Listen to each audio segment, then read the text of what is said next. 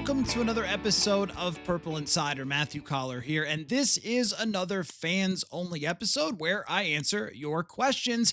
Great time of year to get all of your Minnesota Vikings and NFL questions in. Feel free to shoot me an email, matthewcoller@gmail, or on Twitter @MatthewColler. Just fire me a DM and I will get you here on the show. And of course, sign up for that newsletter, purpleinsider.football. We got training camp coming up in July, so we're not that far away. This would be a good time to get on the written side of Purple Insider if you have not already. So let us dive right in to your questions. We will begin with Mr. Ed 315 says, which Vikings position groups will provide the most competition and keen interest during training camp? Mr. Ed, that's a heck of a question. I will say that this training camp probably has, at this moment, the least amount of competition across the starters and even the second team that I can ever remember. And it really tells you a lot about this roster that when you say that, when you say,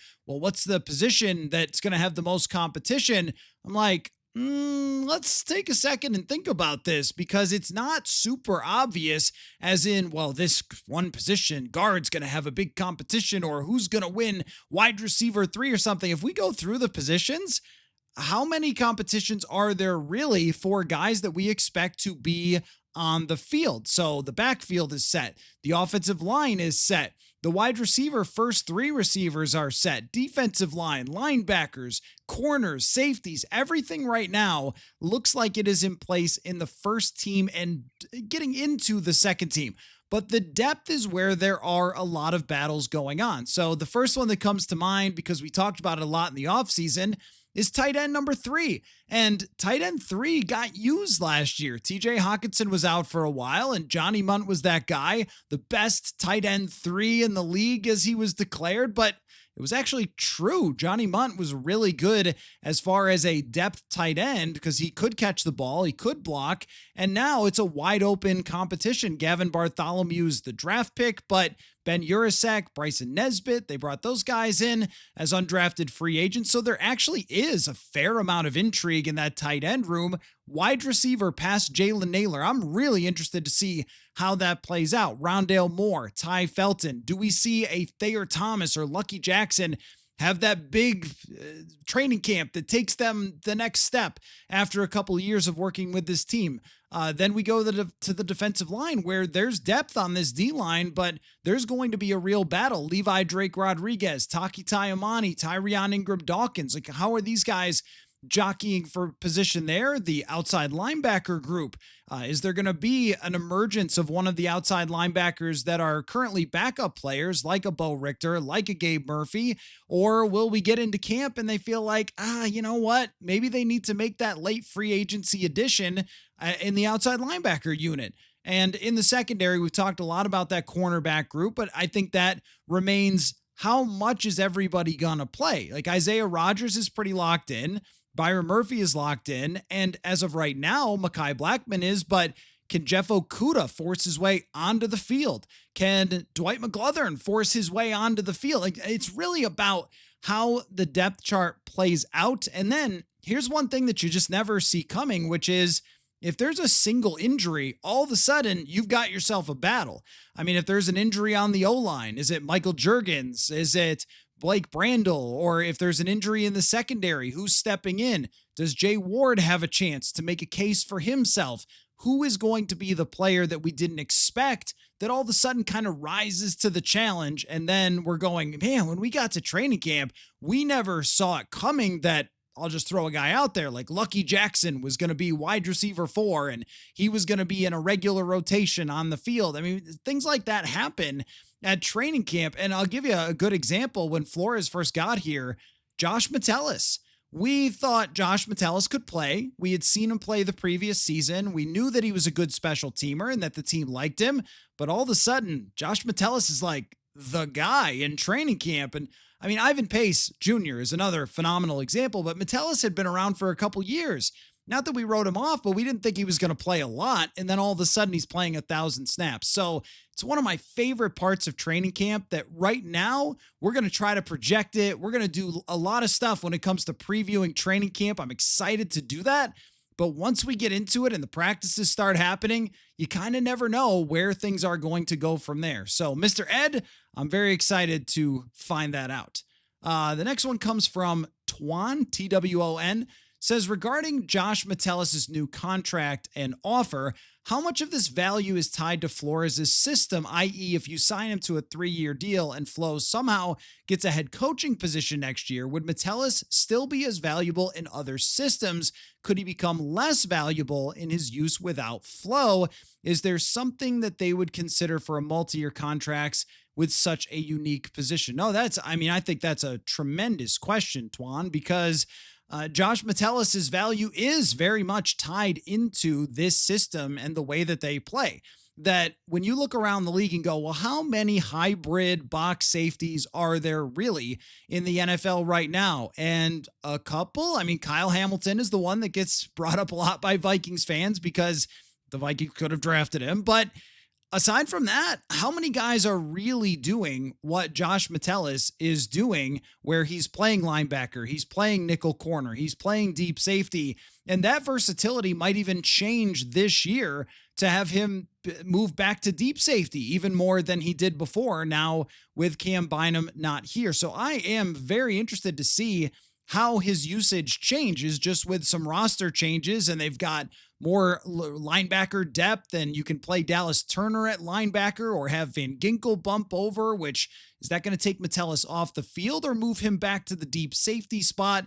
And that's something I don't know yet. They probably have a good sense for how they're going to handle that. But just to answer your question specifically, I do think a lot of his value is tied into Flores, but I also think that Kevin O'Connell is not going to play something different. Flores is very unique in his own way, and it has a great eye for identifying talent and where he's blitzing from and all that sort of stuff. It is unique.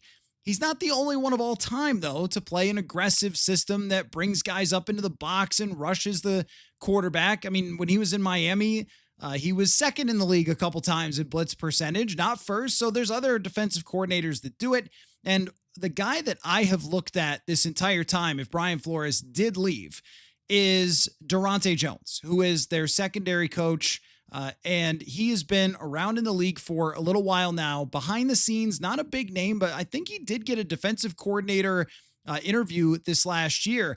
But he came up through the college ranks with Alabama and actually worked for Mike Zimmer and then worked for, I think, Ed Donatel and Brian Flores, which tells you a lot about his prowess as a secondary coach, that he's been through multiple regimes. He has the highest level of respect from Harrison Smith. I've talked with Harrison about that before.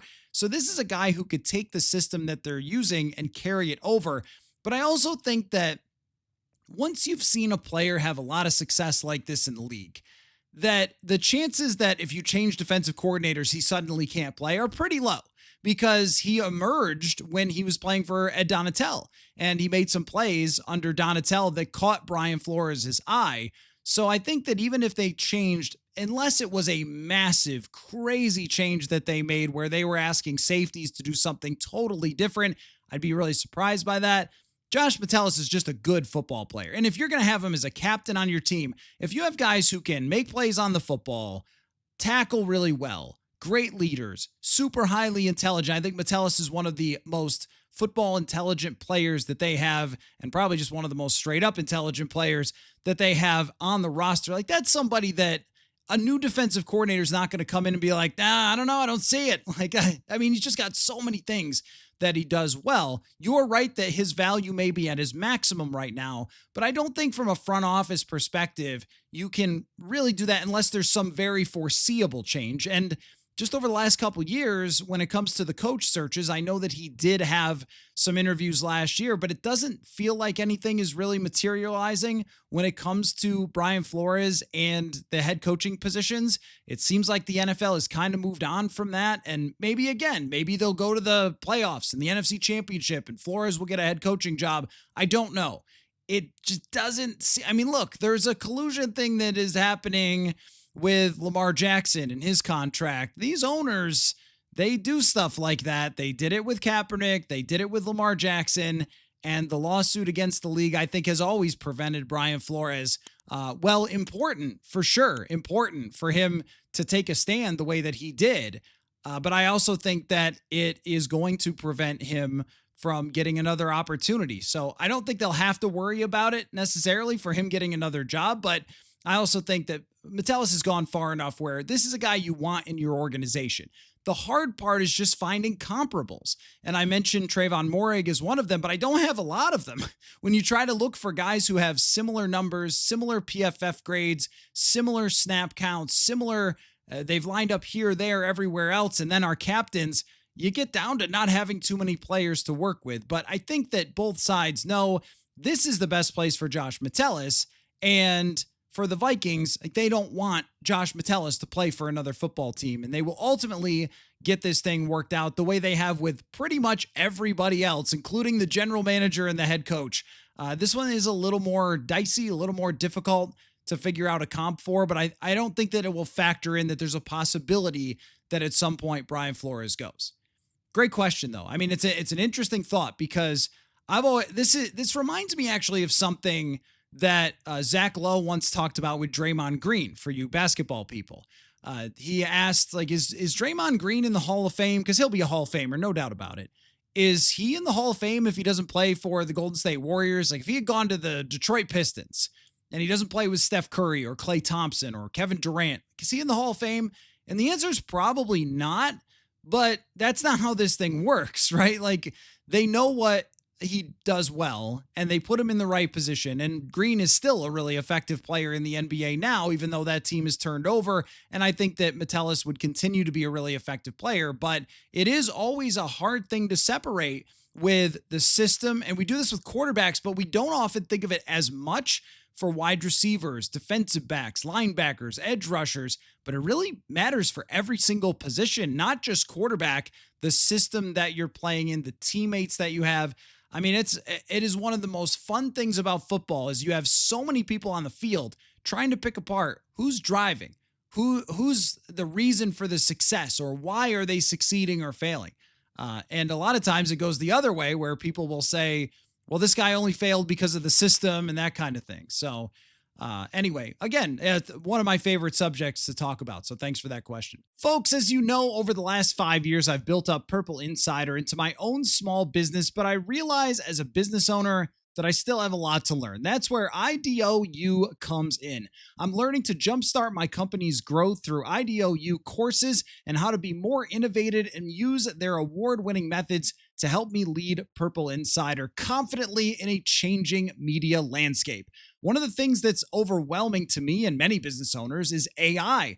IDOU has a whole suite of AI and design thinking programs that are helping me learn how to combine AI tools with human-created design to boost the creativity and solve some of Purple Insider's problems.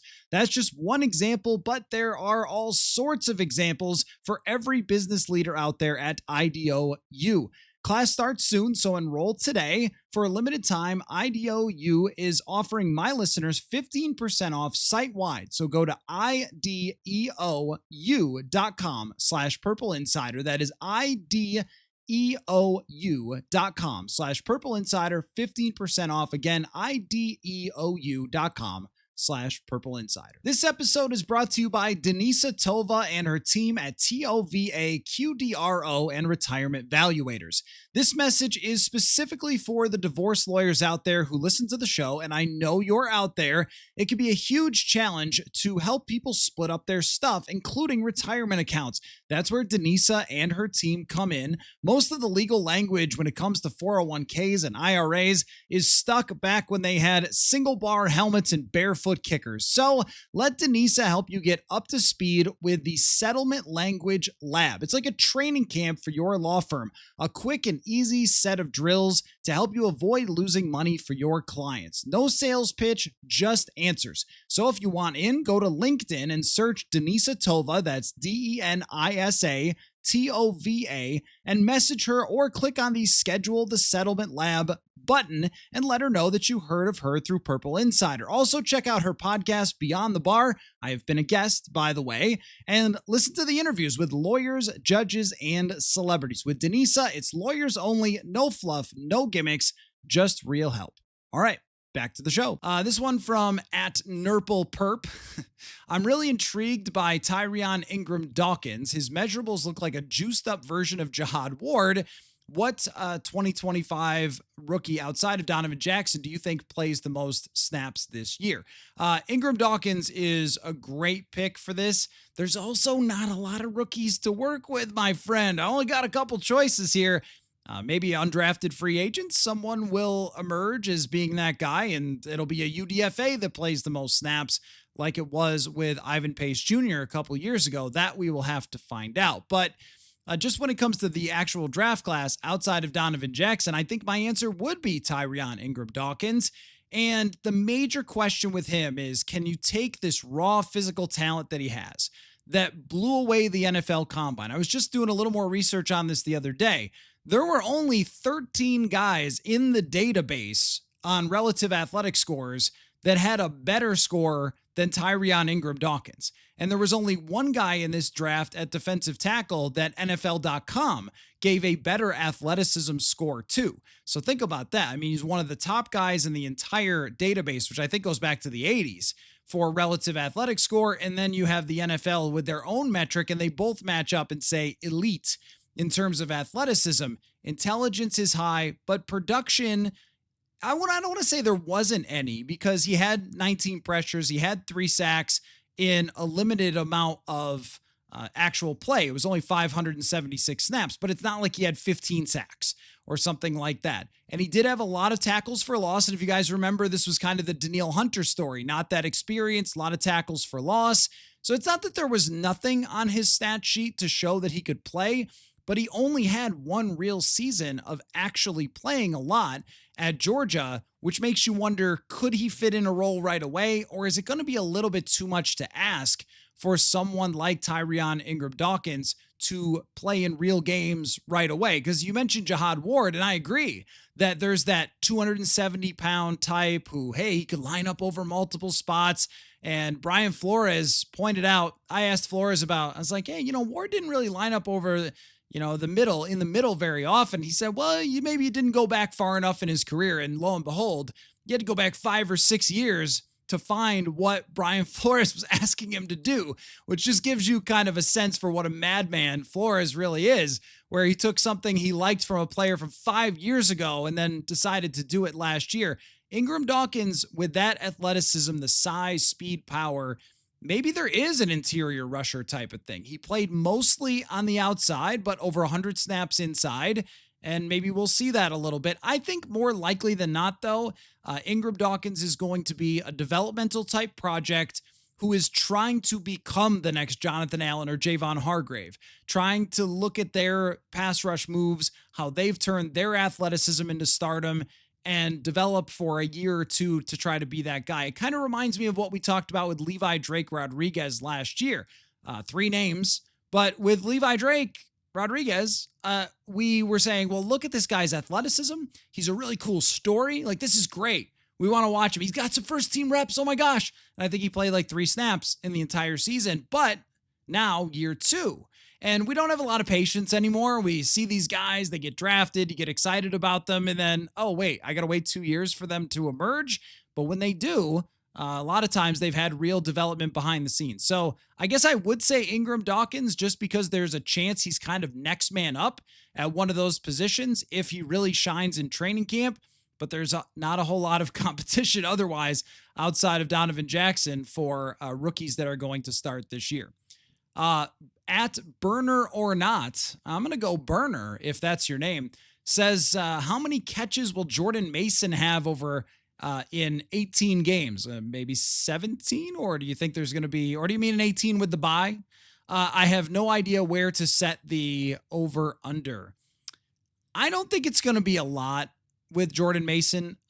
Although I am really fascinated in the NFL today. The running back catching the ball, like the scat back. You guys remember the scat back? They used to, I don't know what they call them now. Do they call them like a third down back? Maybe that's what they used to call them when I was growing up, where you would have, and kind of David Palmer was like this. You remember Amp Lee, if you go back a long time, where it would be a guy who could kind of catch the ball out of the backfield and they would throw to him a lot. If you look around the NFL, I'm sure fantasy players know this. Outside of Christian McCaffrey, there's just not a lot of guys who catch a ton of passes in the NFL anymore. They throw screens, and that's really it. They, every once in a while, check downs, swing passes, time to time, but it's just not something that the NFL has been focused on the way that it used to. Former Minnesota Viking Roger Craig, if I'm going way back, like Roger Craig was used as a legitimate receiver option when he was in San Francisco and caught a ton of passes. Teams used to throw passes to the fullback too, but it seems like now it's wide receivers down the field and maybe a check down, maybe a screen, maybe a swing pass, which makes me think that two things. Aaron Jones is an edge, an advantage, because Aaron Jones can do something that not that many players in the rest of the league can actually do, which is he can line up at receiver and run a route.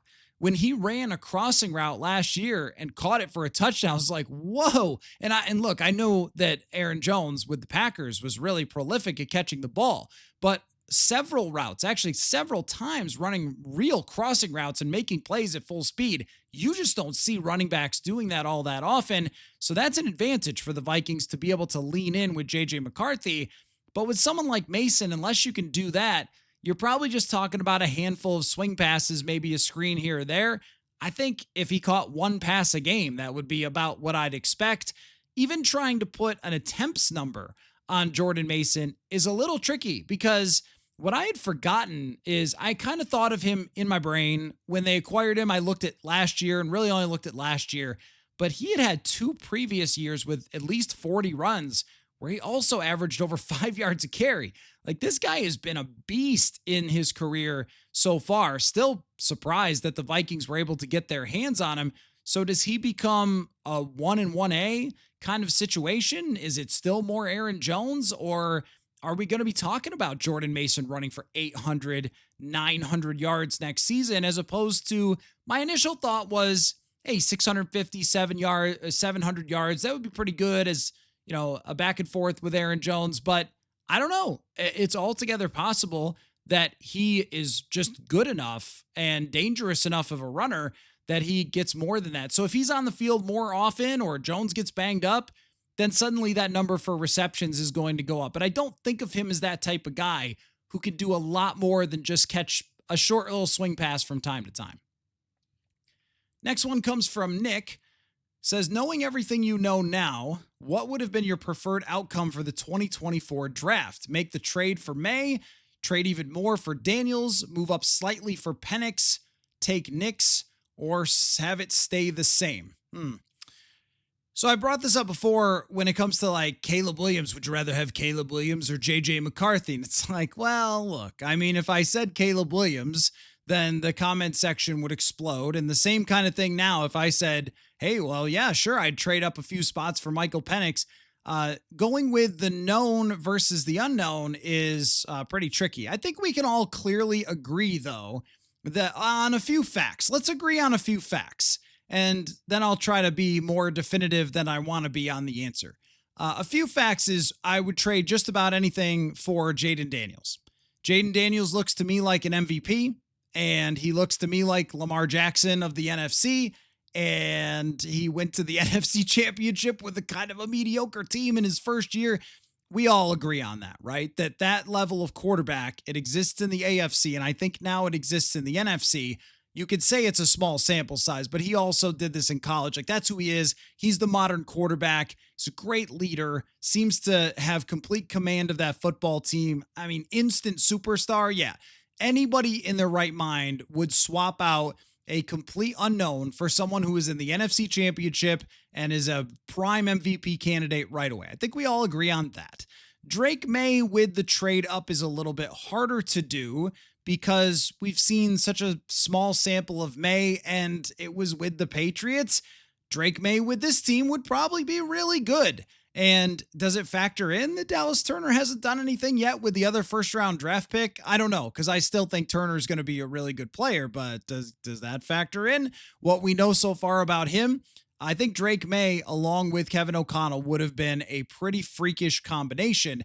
That said, I think that the actual skill sets of May and JJ McCarthy were much closer than they were made to seem around draft time. Around draft time, you would have thought, well, okay, one guy is the next Matthew Stafford and another guy is the next Matt Hasselbeck. But instead, I think that McCarthy's arm and his arm talent and his ability to learn the offense and how he has commanded things confidently in practice gives you a lot more confidence that he can be that guy. So I think right now, I would not make that trade that required a bunch of extra draft capital to move up. And Drake May is every bit as unknown, or almost every bit as unknown, as JJ McCarthy. A couple spots for Penix. Here's the thing about Penix. If you watch the way he played last year for Atlanta and you didn't see KOC all over it, throwing downfield into tight windows, I mean, come on, we all saw that. I think they would have been very, very happy to have drafted Michael Penix with his arm, his maturity, his leadership. I think they would have been good with that. That's still, though, a very small sample and an unknown as well. So I think you're comfortable with it being McCarthy instead of Penix. But we were all thinking that when you see the highlight reel of Penix throws, right? Okay, if he was playing for KOC and throwing to Jefferson, this would have worked out. So I think the real answer, and look, Nix had a great season. I don't know that he's got a ceiling that's much higher than what just happened. Maybe I'll be wrong about that. And if the Vikings had drafted Nix and they would have given him Jefferson and Addison as opposed to Sutton and Mims, I guess, I think he would have done even better for the Minnesota Vikings last year than he did for the Denver Broncos. And we all would have been saying, wow, they hit a home run with Bo Nix.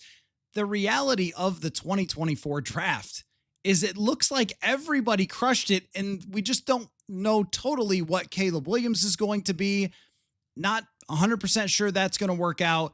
Aside from that, though, who's unhappy? Is anybody unhappy? The Vikings just said goodbye to a quarterback that threw 35 touchdowns for them because they're so happy with JJ McCarthy. So, no, I'm not going to say wouldn't change a thing, guys, because that would be dishonest. Jaden Daniels, we all know that those quarterbacks, if you get one, it is worth its weight in gold. And even if you have to pay them, they paid Jackson. Look where they were last year. They paid Allen. They paid Mahomes.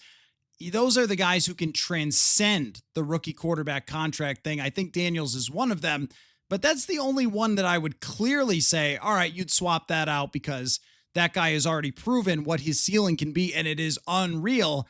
But aside from that, I think you're good with JJ McCarthy otherwise versus any of those other quarterbacks. It's just the fact of the matter that it was a crazy good draft and it worked out for everybody. And I think it will continue to work out with the Vikings and McCarthy. But long way to go. What I like to always add as the caveat here is that, I mean, quarterbacks, man, we debate them when they've been in the league for 10 years. People were still debating Kirk going into last year, and he had been around forever. So, will we ever have the definitive clear-cut list of the 2024 draft? Probably not, but it will always make for a fun conversation. This next one comes from Mansfield Goon. Says, my hot take is that we could have signed Sam Darnold for the same or cheaper contract as the Seahawks, $33 million, traded McCarthy for the number 2 pick, and picked Travis Hunter, getting an upgrade at wide receiver 3 and huge upgrade at corner. Cap-wise, we still could have signed all the players and maybe had to force the GM to pick one of the older defensive tackles and sign them instead. If you were able to revert time and control the outcome, would you? So I don't think that is all true. I do not believe that Sam Darnold would have, I mean, if they were going to trade McCarthy, I think he would have agreed to a contract with the Vikings. But if they were not going to trade McCarthy, then he wouldn't have. But in your scenario, they're trading McCarthy and you're bringing back Sam Darnold. I was always comfortable with the idea of bringing back Sam Darnold. I thought that it's unfair and historically just wrong to judge a quarterback on his first and only time ever in the playoffs. It's a high bar to set at being a top 10 quarterback in the league across the board, whether it's PFF or yards or touchdowns or yards per attempt or whatever. Having a top 10 quarterback It's difficult to find. And if they had brought back Sam Darnold for a contract, short-term contract, and let McCarthy develop, take another shot at it, I would have been good with that. That would have been an okay plan to me, and found a good plan considering that they could upgrade a lot of the rest of the roster. Now, where the plan goes a little bit awry is talking about trading up to number 2 for Travis Hunter. I don't know if that was going to happen if a team was going to trade, knowing nothing about JJ McCarthy, the number 2 overall pick. Wasn't it? Didn't the Browns trade back with the Jaguars? So would the Browns have done it? I mean, it's a very interesting scenario when you talk about would the Browns have traded for McCarthy and the Vikings picked Travis Hunter.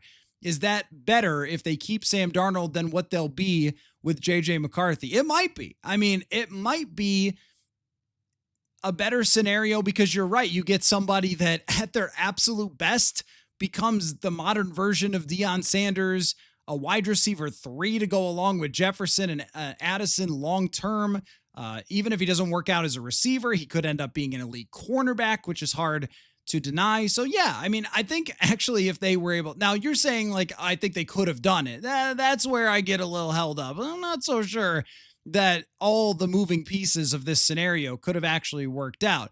That doesn't mean that they should be unhappy with what they ended up with, which is JJ McCarthy on the rookie contract, where you might be balancing out what you would get from the Travis Hunter acquisition with all the money that you were able to spend. But it's not just, people have to remember with the rookie contract with McCarthy, it's not just the spending this offseason, which was all over the place, all over the roster, and tried to fix every single position. But you also have to go back to last offseason. Blake Cashman, Andrew Van Ginkel, Jonathan Grenard, these guys are signed because of JJ McCarthy. And if you look at any of those contracts, you could see that. They were very, very cheap to slide underneath the salary cap last year in the first year, and then they go up and up and up while McCarthy is on his rookie deal. So it would have been an all-in play for really this year, because then it would have gotten really difficult with all the contracts they signed to keep Sam Darnold over multiple years. But with the roster they have and the coaching they have, one of the things about these hypothetical scenarios is it's pretty hard to find one where I'd be like, oh, no way. It just wouldn't work. It's so dumb. It's so crazy. You're insane. Like that's not insane. The idea that, okay, if they had Sam Darnold, and I mean, even saying like getting Travis Hunter seems pretty wild, but okay, if they had somehow pulled that off to get Travis Hunter and Sam Darnold and then ran out the rest of this roster, is anybody thinking that they're not going to be right there in the NFC North? I think it would have been a little short-sighted though, because what McCarthy represents is a franchise quarterback, and I know this is a long way down the road, but a franchise quarterback for more than just a year or two, more than just a short little 3-year contract. It's actually 2, and it's somebody else's 27, 28-year-old quarterback. What McCarthy represents is the quarterback the Vikings have been missing since Dante Culpepper and 2 years of Teddy Bridgewater that made you think he was going to be that guy. And instead, you know, if you're signing Darnold, like, again, it's great, and you got a great team, and they could seriously compete for a championship. I wouldn't have been against it. But McCarthy is something so much more that I think probably 95% of the audience is like, rather have McCarthy. Even though you haven't seen anything of McCarthy, what he represents is that person to build around, then tear it down, then build around again, then tear it down and build around again. Somebody you can take many shots at it over many years, as opposed to, hey, right now we've got this short-term thing. And there's no guarantee that Travis Hunter is great either, so we'll see. I like Hunter a lot, I'm just saying. But love that scenario, Mansfield Goon. Good job. Folks, for weeks now, I've been using Tempo meals to cut down on the amount of times that I go out for fast food. And as you guys know, for me, that is quite an accomplishment, but it's worked. I feel like I'm in better shape and big time saving a lot of money from going out to eat constantly. Tempo is a weekly delivery service that delivers chef-crafted meals from a dietitian-approved menu fresh to your door. I do nothing and they show up. Their perfectly portioned lunches and dinners take the guesswork out of eating. They are well prepared. They're easily heated up in the microwave in just 3 minutes. I'll tell you, some of my favorites: barbecue chicken, Tuscan butter shrimp, fantastic. Korean beef quesadilla, all this stuff is great. And those are my preferences, but there are dozens and dozens of options to fit whatever you like for your diet. It takes about 5 clicks to order. So for a limited time, Tempo is offering my listeners 60% off your first box. Go to tempomeals.com/Purple Insider. That is tempomeals.com/Purple Insider. 60% off for your first box. Again, tempomeals.com/Purple Insider. Rules and restrictions apply. All right, Matt D says, what is your biggest GM head scratcher of the offseason? Mine has to be how the Texans have handled their offensive line. They had the terrible line last year and decided to add Cam Robinson and Ed Ingram and then waited until pick 48 to take Ursery. Seems like a crazy strategy when you have a quarterback as talented as CJ Stroud. I do not disagree with that. One thing I would remind you of, though, is that when you get stuck, and this just tells you, you know what you've become. You know what you've become. You become fat and happy with your offensive line now. You got a good offensive line. You're like, dude, look at these other teams. What are they thinking? But remember, once upon a time, the Minnesota Vikings were making moves just like that. I mean, picking up Mike Remmers, picking up Dakota Dozier, Tom Compton, and just being like, hopefully it'll work, because there's just not that many good offensive linemen out there in the entire NFL. And it's hard to find them. Like, well, why didn't they get the better ones? Who was available? Who was willing to sign there? Right? So, I mean, trading away Laramie Tunsil is pretty rough. Sounds like it was a bad situation there with him. I'm not saying they got it right. I'm just saying I can sympathize from all the years of covering the Vikings getting it wrong, that it's not that easy. The crazy thing about the Texans is that otherwise the roster's pretty stacked. They did the right thing drafting wide receivers. They've got a really good defense.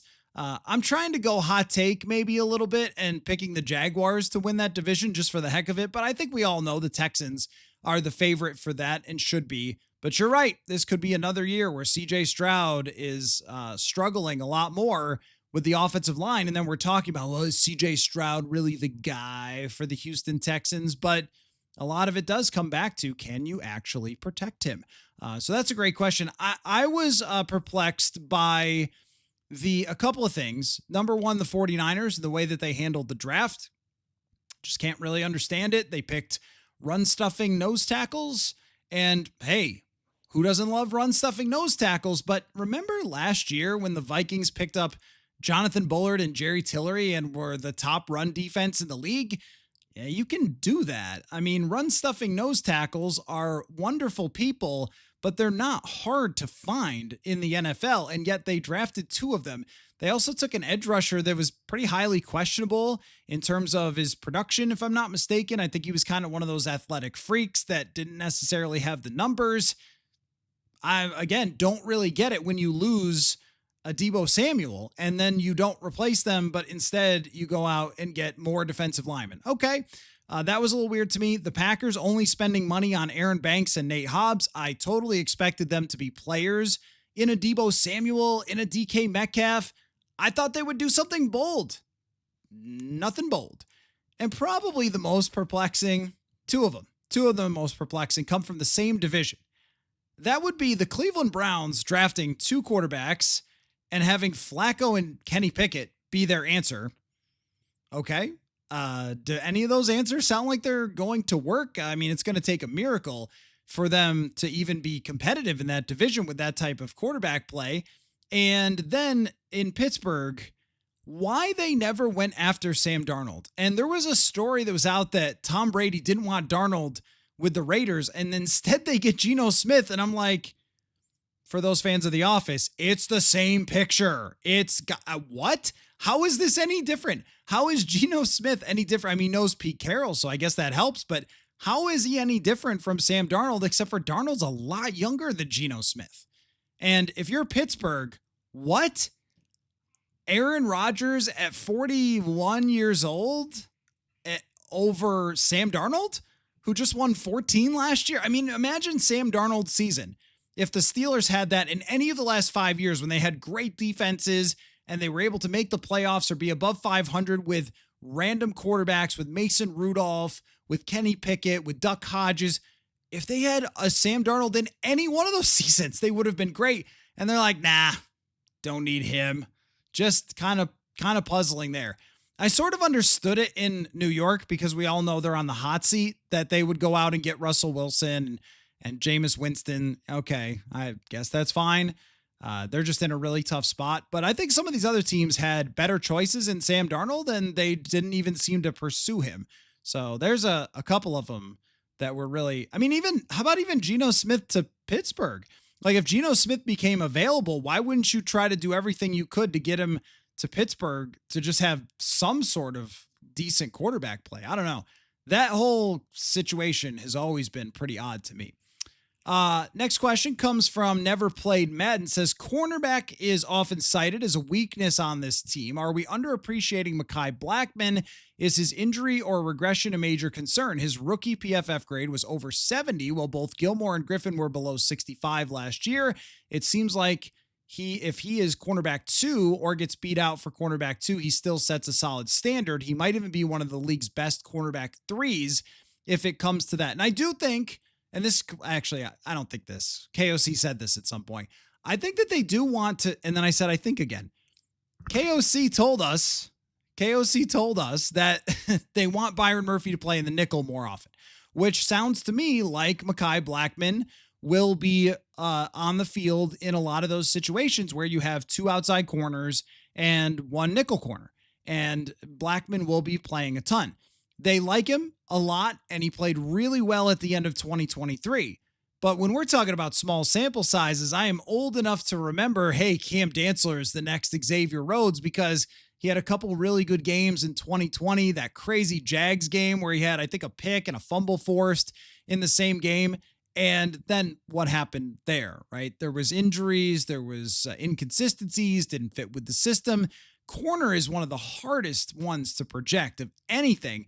And 400 snaps really doesn't tell a big story with Blackmon. And comparing those PFF grades, they are 2 very different things, because Gilmore and Griffin played the whole season as starters, and they ended up with a little above average PFF grades or somewhere in that range, which was good enough to get them into a top 5 defense.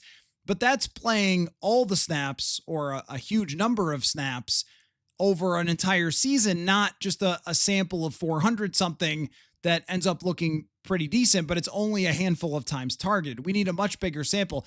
That said, I like where Mekhi Blackmon was at when he was done with 2023. It's just now you got to pick up after an ACL, and we'll see. Their belief in him tells us a lot. It does tell us how they felt about him before, and it tells us how they feel about him now. It doesn't seem like there's any rush for them to go out and try to get another corner, which again tells us a lot. I think I've said this before. There's signal in the fact that the Vikings went with McCarthy and not Darnold, who was proven. There's signal in the fact that they're going with Mekhi Blackmon and not somebody else from free agency. And Flores said, like, this guy really attacked his rehab in an incredible way and impressed, I think, everybody, that you're seeing behind the scenes and not something that we're seeing, but the coaches are, the staff is, and it says a lot about just how he's going to come back. So yeah, I think what the cornerback group has is a range of outcomes. If Isaiah Rodgers is as good as I think he can be, and it's based on minicamp and their love for him, but he's got some unique traits. If he can be really good and Blackmon can even be what they think he's going to be, then suddenly you have a really good unit.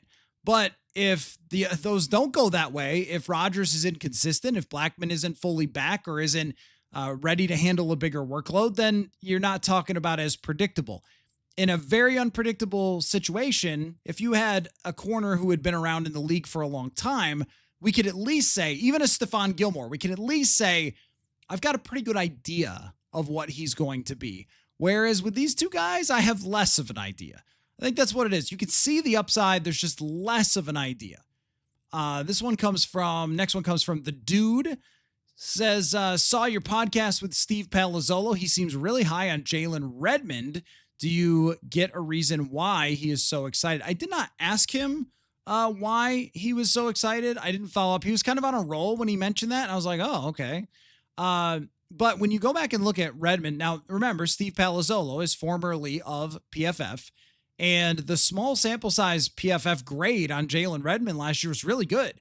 He was a guy that we were asking Flores about. Flores is telling stories about how Ryan Grigson saw him playing in the UFL and loved him, and they called him up, and he almost quit football at one point and all that sort of stuff. But the one thing I noticed from him is that he got into the backfield on run plays a lot of times. I don't know how many pressures he had. It was a couple, but it wasn't a ton of pressures. But on run plays, he was able to knife into the backfield, kind of make himself small or be really quick. And the undersized DT is kind of a thing that's working. I mean, Aaron Donald is the all-time example, but it's kind of a thing that's working because the job is to get in the backfield. However you do it is however you do it, whether it's being huge and powerful or smaller and quick. And Redmond, he's not tiny, but he's not the biggest guy. And I think that he's just got this explosiveness to him where he can get in the backfield and make plays. And if I was making out the depth chart right now at defensive tackle, of course I would have Jonathan Allen, Harrison Phillips, Javon Hargrave.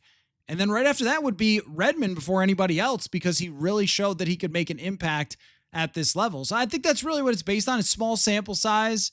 And that's really the words of the day with a lot of different situations here on this Vikings team that you do make bets or you do set expectations based on a couple hundred snaps. But when somebody gets in real NFL games and suddenly starts making plays, you go, okay, I mean, this is real. This is something that can happen. It's just at what level, how consistently. We have been fooled a couple times before. Armon Watts, maybe, a Fadi Adenabo defensive tackle, but I think Redmond's got a little more juice. So I would say that's the main reason. Last question comes from Matt. I met Matt at the Lynx game. I was very happy to do so. Appreciate that. Had a nice little chat. Do you have any favorite 90s sports movies like Sandlot, Cool Runnings, A League of Their Own? That's 3 great ones you just named. You should have just ended the question at do you have any favorite sports movies and not given me 3 of my favorites. I will say, so Cool Runnings was based on a real story. So is A League of Their Own. And both of those are great movies. I tend to like, though, and so I put those aside. I tend to like movies that were not based on anything real and are just totally made up and kind of ridiculous or just nice. I'll give you an example. Not that long ago, the wife and I watched Little Giants back. And I wondered as we were putting it on, like, am I going to think Little Giants is really dumb now after, the last time I watched it was 25 years ago? And the answer was no. Actually, I thought it was great. I thought it actually held up a lot better than I would have expected. And that may be a true sign of a really great sports movie, but it held up really well. And it was a very, very fun movie to go back and watch. I forget, is it the annexation of Puerto Rico? Is that the play that they call? But go back if you have a chance, go back and watch Little Giants again, because I laughed the whole time. I enjoyed it. And one of my favorite all-time ones is Major League. This is not going off the board very far, but I can't get enough of Major League. I like the comedies. I like having fun and be funny and ridiculous. The Replacements, I think, has some moments that don't hold up very well. In The Replacements, this was another one. We were on a little bit of kick of these old sports movies. In The Replacements, there's a time where the cheerleaders start acting inappropriately to try to throw off the other team. And you're like, I don't think so. I that's maybe should have cut that scene out for the TV version that was being played on TNT or whatever. But aside from that, I mean, The Replacements has a lot of classic scenes, really fun moments. So I do like I'll even go as far as basketball for those types of movies. What I'm not so much into, and like, this is why I saved this for 45 minutes into this. I don't really, remember the Titans just doesn't do it for me. And I know that that's like sacrilegious and probably changed a lot of your lives. Okay. Same with Rudy. It's nice. It's not really what happened, but okay. Like, that's good. I kind of like the ones that are more fun and funny for me. It's just a personal preference. If you quote, remember the Titans and that you deserve a neck roll, it's a very football-y movie, just not mine. So anyway. All right. Thanks for the great questions. Always open to anything for the fans only questions. Feel free to shoot me an email, MatthewColler@gmail.com, or send me a tweet, a little DM at Matthew Coller. And for the newsletter each week, I call out for Friday mailbag questions on Substack. So purpleinsider.football. Let's remember to do that. Thanks, everybody, for your time as always, and we'll catch you later. Football.